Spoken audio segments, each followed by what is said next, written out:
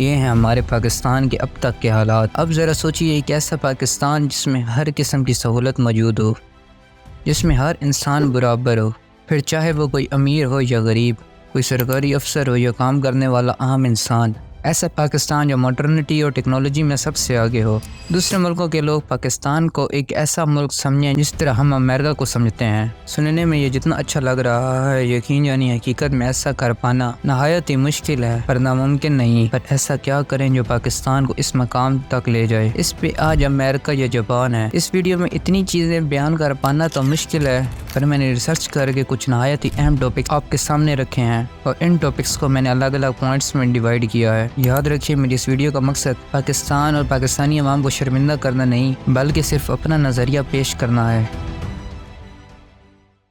اگر میں پوائنٹس کی بات کروں تو ان میں سب سے پہلا پوائنٹ ہوگا ایجوکیشن۔ ویسے تو میں ثقلین خان کی اس ویڈیو میں بتائی گئی ہر بات پہ رضامندی ظاہر کرتا ہوں، پر ایز اے مسلم ہمیں تعلیم ایسے لانی چاہیے جیسے آج سے کئی عرصہ پہلے صحابہ کرام لاتے تھے، مطلب کسی فیکٹری میں تیار ہونے والے پروڈکٹ کی طرح نہیں۔ اس کو کچھ اس مثال سے سمجھتے ہیں کہ جیسے ایک سلیبس ہوتا ہے ہمارے اسکول کے بچوں کے لیے، اور انہیں بار بار وہی رٹا لگا کے پڑھا دیا جاتا ہے، جس کے انہیں ریئل لائف میں تو کوئی فائدہ نہیں ہوتا۔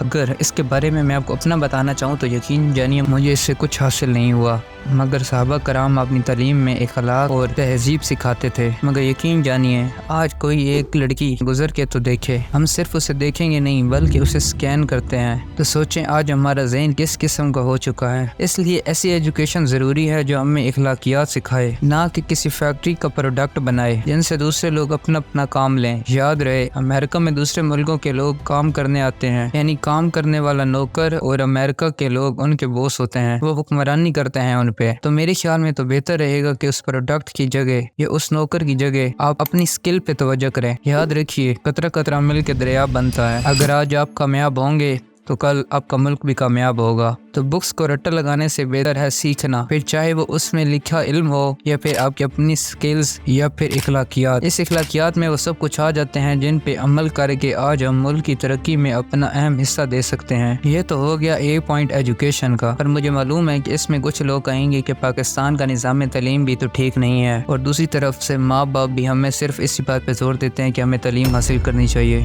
اس میں گورنمنٹ کے لیے بھی کچھ ہے، ایجوکیشن آپ لے سکتے ہیں، یہ میرا پوائنٹ نمبر 1 تھا، مگر اسی میں ایک دوسرا پوائنٹ یہ بھی ہے جو صرف گورنمنٹ کے لیے ہے۔ اس میں اب گورنمنٹ کو کچھ نئے رول بنانے چاہیے، مگر یقین جانیے میرے پاس ایک ایسا رول ہے جو اگر ہماری گورنمنٹ نے اسے اپلائی کر دیا تو سارے ایجوکیشن کے رولے ختم ہو جائیں گے۔ رول یہ ہے کہ ایک عام سے سرکاری چپڑاسی سے لے کر صدر پاکستان تک جتنے بھی سرکاری انسان کام کر رہے ہیں ان سب کے بچوں کو سرکاری سکولز، کالجز اور یونیورسٹی میں پڑھانا شروع کر دینا چاہیے، اور یہ قانون لاگو کر دینا چاہیے کہ کوئی بھی سرکاری افسر اپنے بچے کو کسی پرائیویٹ سکول میں داخل نہیں کروا سکتا۔ اگر وہ اسے داخل کروانا چاہتے ہیں تو وہ صرف اور صرف گورنمنٹ کے سکولز، کالجز اور یونیورسٹیز ہوں گی۔ تو یقین جانیے سرکاری سکولز اور کالجز میں ہر وہ کام ہونے لگیں گے جو آج بڑے بڑے پرائیویٹ اداروں میں ہوتے ہیں، اور اس سے آٹومیٹیکلی ہر وہ غریب بھی اچھی تعلیم حاصل کر سکے گا جیسے آج گورنمنٹ کے لوگوں کے اپنے بچوں کی تعلیم ہوتی ہے۔ یعنی وہ ان بچوں کے ذہن کے ساتھ بیٹھیں گے جن کے والدین حکم چلانے والوں میں سے ہیں، نہ کہ حکم ماننے والوں میں سے۔